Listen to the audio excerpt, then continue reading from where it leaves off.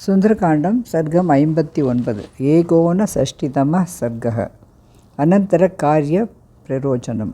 அப்படின்னா மேலே என்ன பண்ணணும் அப்படின்னு ஆலோசிக்கிறார். தான் போயிட்டு வந்த விருத்தாந்தம் அத்தனையும் அங்கே இருக்கிற மற்ற வானர்களுக்கும் ஜாம்பவானுக்கும் அதை தவிர தன்னுடைய தலைவனான அங்கதனுக்கும் சொன்ன பிறகு மேலே என்ன பண்ணலாம் அப்படின்னு ஆலோசிக்கிறத பற்றி இந்த சர்க்கம் போகிறது.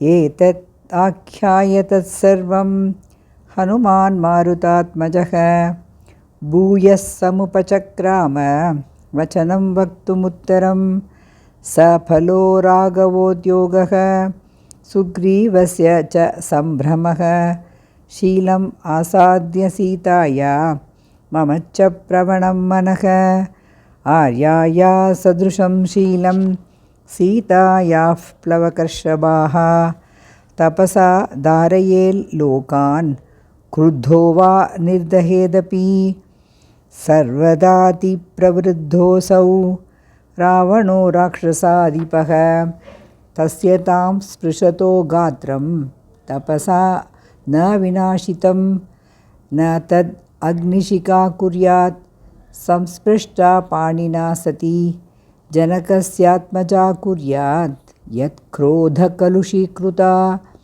जाम्बवत् प्रमुखान् सर्वान् अनुज्ञाप्य महाहरीन् अस्मिन्नेवङ्गते कार्ये भवतां च निवेदिते न्याय्यं स्म सह वैदेह्या द्रष्टुं तौ पार्थिवात्मजौ अहम् एकोऽपि पर्याप्तः सा राक्षसगणां पुरीं तां लङ्कां तरसा हन्तुं रावणं च महाबलं किं पुनः सहितो वीरैर्बलवद्भिः कृतात्मभिः कृतास्त्रैप्लवगैः शूरैर्भवद्भिर्विजयैषिभिः अहं तु रावणं युद्धे ससैन्यं सपुरस्सरं सह पुत्रं वदिष्यामि सहोदरयुतं युधि ब्राह्मम् ऐन्द्रं च रौद्रं च वायव्यं वारुणं तथा यदि शक्रजितोऽस्त्राणि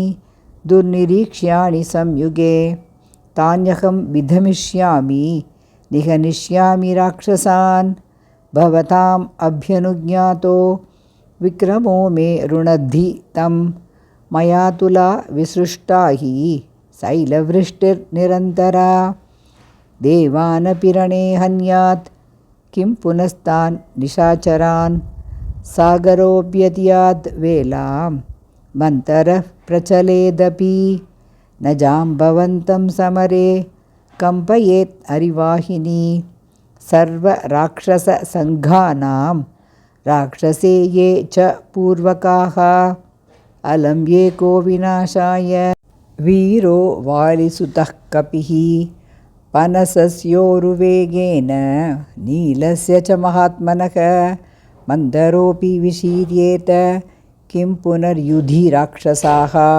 சீதையனுடைய நல்ல குணங்களையும் அவருடைய கற்பால் தான் எல்லாமே நல்ல பயன் அளிக்கிறது அப்படிங்கிறத சொல்லிட்டு ராவணனுடைய மகிமையும் சொல்கிறார். இந்த உலகத்தையே தாங்கக்கூடிய அளவு தவத்தோட மகிமை இருக்குது. கோபகொண்டா உலகத்தை எரிக்கவும் செய்யக்கூடிய திறமை உடையவன், எல்லா துறையிலையும் ரொம்ப திறமைசாலி அவன். அவன் பண்ண தவத்தோட பயனால் தான் கருப்பு கரிசியாக சீத்தையை அவன் தொட்டும் அவன் நாசமாகலை. அப்படிப்பட்ட அவனை தாக்குவதற்கு நம்ம எல்லாரும் இந்த அரக்கர்களோடு எல்லாரும் போகணும்னு கூட அவசியம் இல்லை. நான் ஒருத்தனே கூட போகிறோம். இருந்தாலும் உங்கள் எல்லாரோடையும் போனால் நிச்சயமாக நம்மளுக்கு வெற்றி கிடைக்கும், அதில் சந்தேகமே இல்லை. நான் இந்திராஸ்திரம், ரௌத்ராஸ்திரம், வாயுவாஸ்திரம், வருணாஸ்திரம் இது எல்லாத்தையும் தகர்த்துடுவேன், ராட்சசர்களை எல்லாம் கொல்வேன். நீங்கள் சரி அப்படின்னு சொன்னால் போகிறோம்.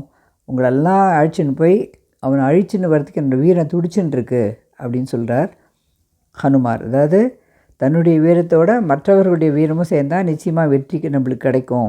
அங்கதன் இருக்கான் நம்மக்கிட்ட, அதுக்கப்புறம் ஜாம்பவான் இருக்கான், பனசன் இருக்கான், நீலன் இருக்கான். தொடை வேகத்தால் மந்திரகிரியே பிளந்து போகும். அப்படி இருக்கச்சே இந்த அரக்கர்கள்லாம் ஏமாத்திரம் அப்படின்னு அவர்களுக்கெல்லாம் உற்சாகம் ஊட்டுறார் ஹனுமார் தன்னுடைய வாக்கால்.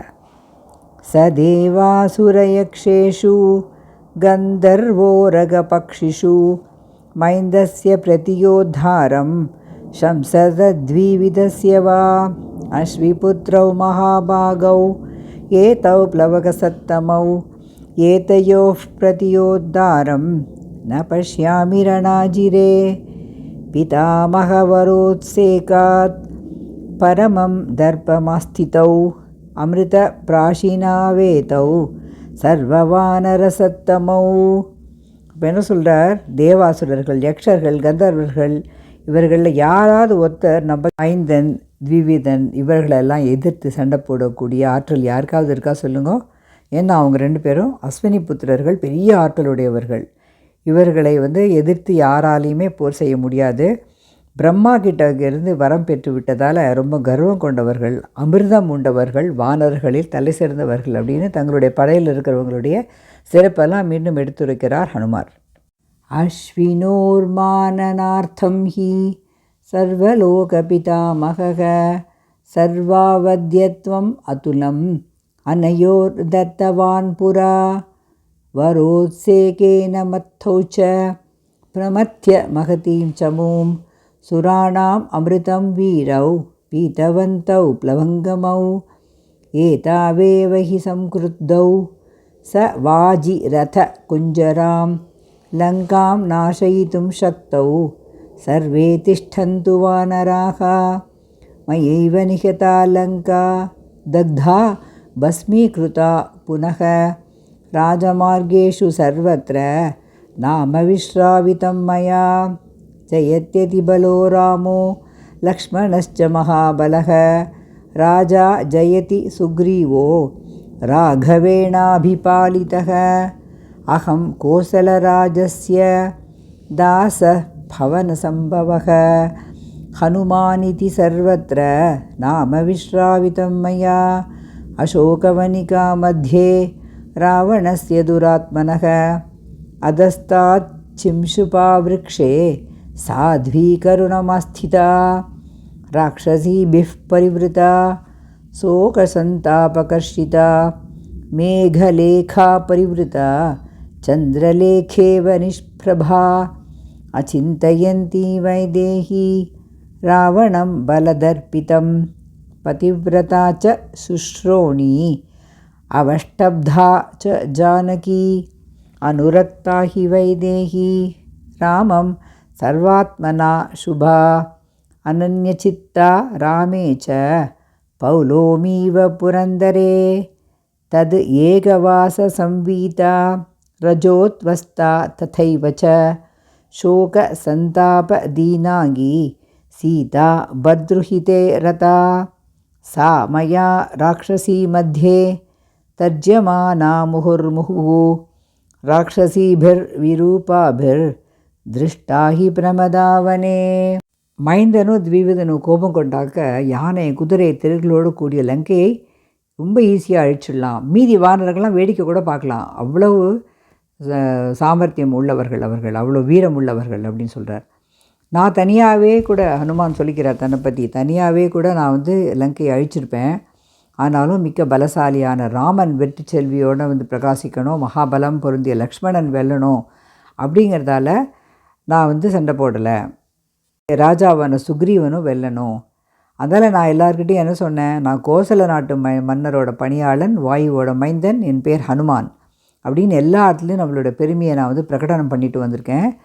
அந்த அசோக வனத்தில் சிம்சுபா மரத்துக்கு அடியில் கருப்பு கரிசியான சீதை சோக தாபத்தால் வெந்து போய் மேகக்கூட்டத்தால் சூழப்பட்ட நிலவை மாதிரி பிரகாசமெல்லாம் குன்றி ராட்சசிகளால் சூழப்பட்டவராக காணப்பட்டார்.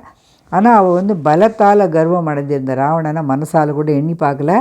தன் கணவரையே எப்போது நினச்சிட்டு இருக்கா. அழகான லக்ஷணம் பொருந்திய அவள், கட்டுக்காவலில் இருக்கிற மங்களமானவர்கள், இந்திரனை பிரிந்த இந்திராணி மாதிரி அவள் ராமனை பிரிந்து தவிக்கிறா. ஒத்தை ஆடை, ஏகவாசசின்னா ஒரே ஒரு ஆடை அணிஞ்சு புழுதி படிந்து சோகதாபத்தால் தளர்ந்து தன்னோட பர்த்தாவையே எப்போது நினச்சிட்டு இருக்கா. இப்படிப்பட்ட சீதையை ராட்சசிகளோட மத்தியில் விகாரமான ராட்சசிகளால் அடிக்கடி மிரட்டப்படுவதை நான் பார்த்தேன். அந்த மாதிரி இருந்த அவள் உயிரை விட்டு விடுவேன்னு சொன்னவள் என்னை பார்த்ததும் ஒரு மாதிரி நம்பிக்கை அடைஞ்சு என்னோட பேசினா. நான் அவளுக்கு நான் ராமனுடைய தூதன்கிறதுக்கான அடையாளத்தை எல்லாம் காமித்தேன். அதனால் என்கிட்ட நம்பிக்கை ஏற்பட்டு ராம சுக்ரீவ நட்பை கேட்டு திருப்தி அடைந்தார் அப்படின்னு மேலும் மேலும் அங்கே நடந்ததை இன்னொரு தடவை நல்லா ரீட்ரேட் பண்ணி சொல்கிறார் ஹனுமான். एकवेणीधरा दीना भर्तृचिन्तापरायणा अधशय्या विवर्णाङ्गी पद्मिनीव हिमागमे रावणाद्विनिवृत्तार्था मर्त्वयकृतनिश्चया कथञ्चिन्मृगशाभाक्षी विश्वासम् उपपादिता ततः सम्भाषिता चैव सर्वमर्थं च दर्शिता रामसुग्रीवसख्यं च ஸ்ருத்வா பிரீத்திம் உபாகதா. அந்த அடையாளத்தை காமிச்ச உடனே ராமருக்கும் சுக்ரீவனுக்கும் ஏற்பட்ட நட்பை பற்றி சொன்ன உடனே ரொம்ப திருப்தியும் சந்தோஷமும் அடைந்தாள் சீதை அப்படிங்கிறார் ஹனுமான்.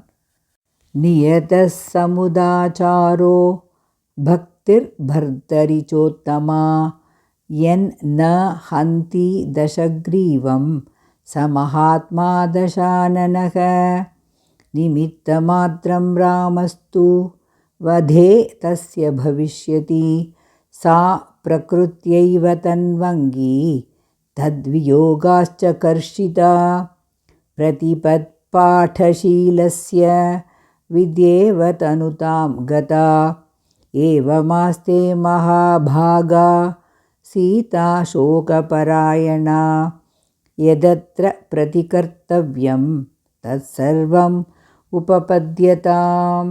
உத்தம பெண்மணியான சீதை விரதத்தோடு இருக்கா, கற்போடு இருக்கா, கணவன்கிட்ட அபார பக்தி கொண்டு இருக்கா. அதனால தான் மகாத்மாவாகிய அந்த ராவணனை கொல்லாமல் விட்டுருக்கா. ஏன்னா சீதையோட கற்பு கண்ணலால் அழிக்கப்பட்டால் அவன் நரகத்துக்கு போவானான், ராம பாணத்தால் வதம் பண்ணப்பட்டால் வைகுண்டம் போவான். அப்படிங்கிறதால மகாத்மா அப்படின்னு அந்த வார்த்தையை யூஸ் பண்ணுறார் இந்த இடத்துல வால்மீகி. ராவண வதத்தில் ராமன் ஒரு நிமித்தமாக தான் இருக்க போகிறார். ஏன்னா சீதையோட கற்பே ராவணனை அழித்துக்கூடிய ஆற்றல் உடையது. அப்படிப்பட்ட அந்த சீதை இயல்பாகவே ரொம்ப ஒல்லி மெலிந்த உடல் கொண்டவள். அதுவும் பர்த்தாவோட பிரிவால் இன்னும் இழைச்சி போய் எப்படி இருக்கான்னா, பிரதமையில் வேதாத்தியானம் செய்பவனோட வித்தை. எனக்கு வேத அத்தியாயனம் பிரதமையில் பண்ணக்கூடாதான். அந்த மாதிரி பண்ணினவனுக்கு எப்படி பலன் கிடைக்காதோ அந்த மாதிரி எப்படி இழைச்சி போயிருக்கா சீதை. அப்படி எல்லா விதமான நற்பேருக்கும் உரிய சீதை சோகத்தில் ஆழ்ந்திருக்கா. அந்த சோகத்தை நீக்குவதற்கு நம்ம என்ன பதில் காரியம் பண்ணணுமோ அதை சிந்திப்போம் அப்படின்னு சொல்லி மற்றவர்களுடைய ஆலோசனை கேட்கிறார் ஹனுமார். இத்தியாசே ஸ்ரீமத் ராமாயணே வால்மீகியே ஆதிகாவ்யே சுந்தரகாண்டே ஏகோனஷஷ்டிதம சர்கः. ஸ்ரீஹரியே நமः. जानकीकान्तस्मरणं जय जय राम राम वीर धीर शूर हनुमंतन की जय. जय श्री राम. महापेरियवा शरणम.